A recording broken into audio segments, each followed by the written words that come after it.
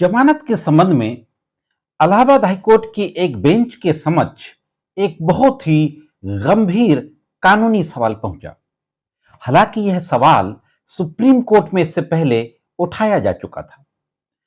सवाल यह है कि जिन आपराधिक मामलों में विवेचना के दौरान इन्वेस्टिगेटिंग एजेंसी गिरफ्तार नहीं करती या इन्वेस्टिगेटिंग ऑफिसर गिरफ्तार नहीं करता, उन मामलों में चार्जशीट कोर्ट में आने के बाद अगर आरोपी कोर्ट में अपने आप को सरेंडर करता है न्यायालय के सम्मन जारी करने के बाद, तो न्यायालय क्या उनको जेल भेज सकती है? हर मामले में क्या हिरासत में लेना जरूरी होता है? पिछले दिनों इलाहाबाद हाईकोर्ट की बेंच ने इस मामले की गंभीरता से जांच की। और दूसरा एक मामला जो कि एक ट्रेडिशन बन गया है कि आप सभी जानते हैं कि जब कोई व्यक्ति किसी आपराधिक मामले में सरेंडर करता है या जेल में होता है और जब उसकी जमानत होती है, तो दो श्योरिटी, उत्तर प्रदेश में तो यही चलन चल रहा है कि दो जमानतगीर लगते हैं।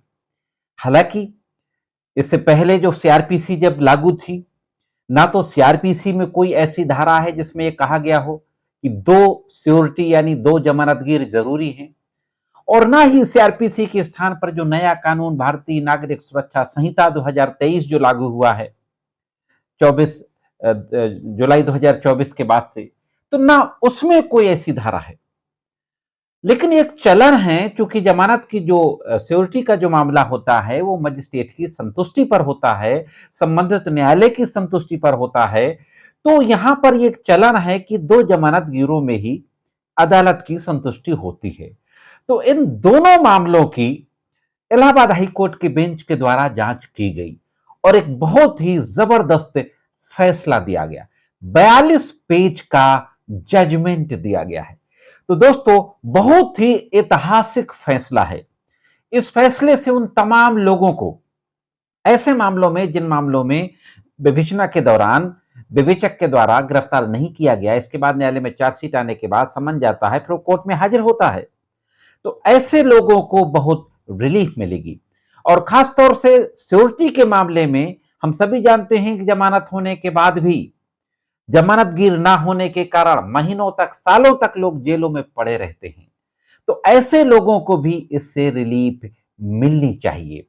अब प्रैक्टिकली इलाहाबाद हाईकोर्ट के इस फैसले को जिले की न्यायालयों के द्वारा कितना माना जाता है, कितना नहीं माना जाता है, वो एक अलग बात है। लेकिन अपेक्स कोर्ट के फैसले हम सभी जानते हैं कि नजीर होते हैं, रूलिंग होती हैं और विचारण न्यायालयों पर वो बाइंडिंग भी होते हैं।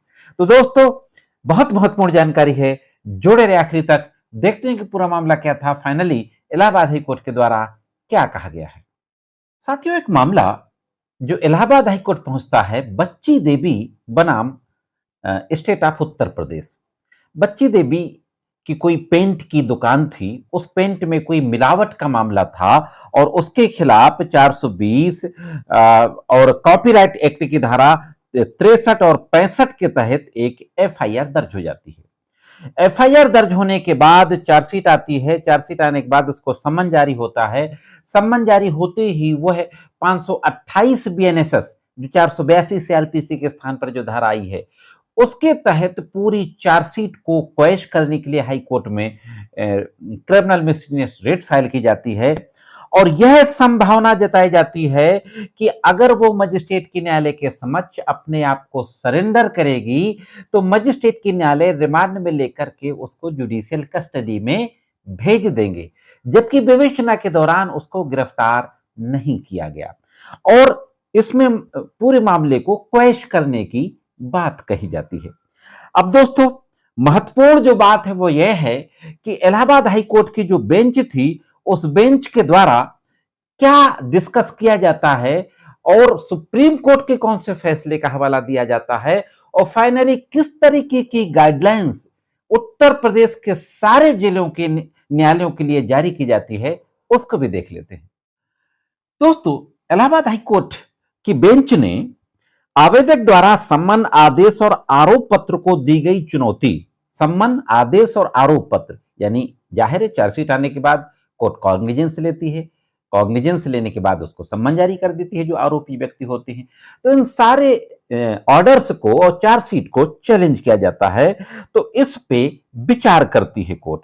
और विचार करते हुए उत्तर प्रदेश की आपराधिक न्याय प्रणाली को प्रभावित करने वाले व्यवस्थागत मुद्दों, विशेष रूप से जांच के दौरान गिरफ्तारी न होने के बावजूद आरोप पत्र के बाद अभियुक्तों को न्यायिक हिरासत में नियमित रूप से भेजे जाने की समस्या पर गहन विचार किया गया। जैसा कि मैंने शुरुआत में कहा, न्यायालय ने धारा 528 बीएनएसएस, जो कि 482 के स्थान पर आई है, में बार बार होने वाली चिंताजनक प्रवृत्ति देखी, जहां मुख्य रूप से हिरासत से बचने या गैर जमानती वारंट के विरुद्ध अंतरिम राहत पाने के लिए इस तरीके के याचिकाएं दाखिल की जाती हैं।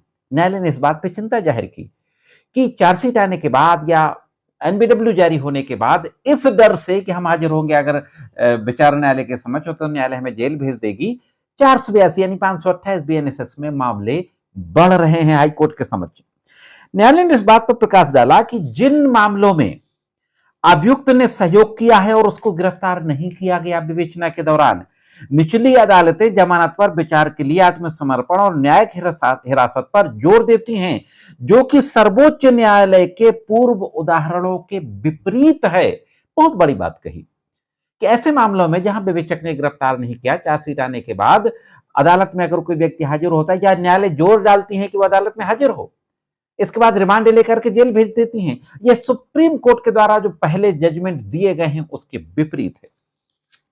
दोस्तों, कोर्ट ने एक और महत्वपूर्ण बात कही कि संविधान के अनुच्छेद 21 के तहत व्यक्तिगत स्वतंत्रता की प्रधानता पर जोर देते हुए न्यायालय ने कहा कि सर्वोच्च न्यायालय के निर्णयों का व्यापक रूप से हवाला दिया, गौर किया कि गुरबख्श सिंह सिब्बिया बनाम पंजाब राज्य एक फैसले का हवाला दिया, गुरबख्श सिंह सिब्बिया बनाम पंजाब राज्य, जहां संवैधानिक पीठ ने कहा था कि अग्रिम जमानत कोई असाधारण उपाय नहीं है जो दुर्लभ मामलों में ही दिया जाए। हाँ दोस्तों, असाधारण उपाय नहीं अग्रिम जमानत जो रेयरेस्ट ऑफ द रेयर केसों में दिया जाए, बल्कि अनुच्छेद 21 के तहत स्वतंत्रता के व्यापक अधिकार का एक हिस्सा है। कोई निश्चित समय सीमा या प्रक्रियात्मक चरण के लिए ये नहीं है जिसके बाद अग्रिम जमानत नहीं दी जा सकती। कोई स्टेज फिक्स नहीं है, इसके बाद नहीं दी जाएगी। पहले होता था कि चार्जशीट आने के बाद अग्रिम जमानत नहीं होती थी। एक मामले को और जिक्र किया गया, सिद्धार्थ बनाम उत्तर प्रदेश राज्य, इसका हवाला दिया गया। सर्वोच्च न्यायालय ने इसमें धारा 170 में हिरासत की व्याख्या की थी। सर्वोच्च न्यायालय ने कहा था कि शारीरिक गिरफ्तारी के बजाय केवल पेशी के रूप में अगर व्यक्ति कोर्ट में हाजिर होता है तो वो भी हिरासत है। यदि जांच अधिकारी को यह विश्वास नहीं है कि अभियुक्त फरार हो जाएगा, सम्मन की अवज्ञा करेगा, तो उसे हिरासत में पेश करने की आवश्यकता ही नहीं है। इस तरीके से इन फैसलों का हवाला दिया गया। मैं यहां पर एक और जजमेंट आपको बताना चाहता हूं, Makhdoom Bawa versus centre bureau of investigation यानी सीबीआई। बहुत महत्वपूर्ण मामला था और महदूब बाबा में भी सुप्रीम कोर्ट ने यही चिंता जाहिर की थी कि उत्तर प्रदेश की अदालतों में यह चलन हो गया है कि विवेचना के दौरान गिरफ्तार नहीं किया गया, लेकिन चार्जशीट आने के बाद लोगों को यह डर रहता है कि मजिस्ट्रेट उसको न्याय। सुप्रीम कोर्ट के इन महत्वपूर्ण फैसलों का हवाला देते हुए फाइनली सुप्रीम कोर्ट ने कहा कि ऐसे मामलों में जहां पर कि व्यक्ति को विवेचना के दौरान गिरफ्तार नहीं किया गया, वहां पर बचना चाहिए जेल भेजने से, जेल भेजने की जरूरत नहीं है। और इस मामले में आवेदक को निचली अदालत में उपस्थित होकर अलग से जमानत याचिका दायर किए बिना बॉन्ड भरने का निर्देश दिया गया। हाईकोर्ट ने कहा कि जमानत अमानत की जरूरत नहीं, आप जाइए, अपीयर होइए और मुचलका दाखिल कर दीजिए। सीआरपीसी में एक धारा थी 88 में यही था कि अगर कोर्ट सम्मन जारी करती है तो आप जाइए और बॉन्ड भर दीजिए। तो 88 का भी हवाला दिया इसमें। तो यह एक महत्वपूर्ण फैसला दिया गया दोस्तों। दूसरा यह भी कहा गया, जो दूसरा सवाल था दो जमानतगिरों का, तो देख लेते हैं कि दो जमानतगिरों के संबंध में हाईकोर्ट ने क्या कहा। दोस्तों, उत्तर प्रदेश की अदालतों में किसी भी आपराधिक मामले में जमानत पर छोड़ते समय जो दो जमानतगिरों की मांग की जाती है, उसके संबंध में न्यायालय ने कहा कि उन प्रपत्रों की जांच जिनमें दो जमानत और अपराध की गंभीरता के अनुपात में उच्च मुखचल के अनिवार्य किए गए थे, उन्हें बोझिल और स्वतंत्रता का उल्लंघन करने वाला माना। यानी जो वेरिफिकेशन होता है, लंबी लेंथी प्रक्रिया होती है, मैं आपको बताऊं महीनों 3-3 4-4 महीने लोग वेरिफिकेशन की रिपोर्ट का इंतजार करते हैं। मुलजिम छूट नहीं पाता अगर किसी दूसरे स्टेट का है। कोर्ट ने माना कि यह बोझिल और स्वतंत्रता का उल्लंघन करने वाली प्रक्रिया है। कई मामलों का हवाला देते हुए न्यायालय ने कहा कि ऐसी जमानत शर्तें लागू करना जिनका पालन करना असंभव हो, अंततः जमानत आदेश के मूल उद्देश्य को ही विफल कर देता है और गरीबी स्वतंत्रता को कम नहीं कर सकती है। कोर्ट ने कहा कि अगर कोई व्यक्ति गरीब है तो इसका मतलब यह नहीं कि उसकी स्वतंत्रता कम हो जाए।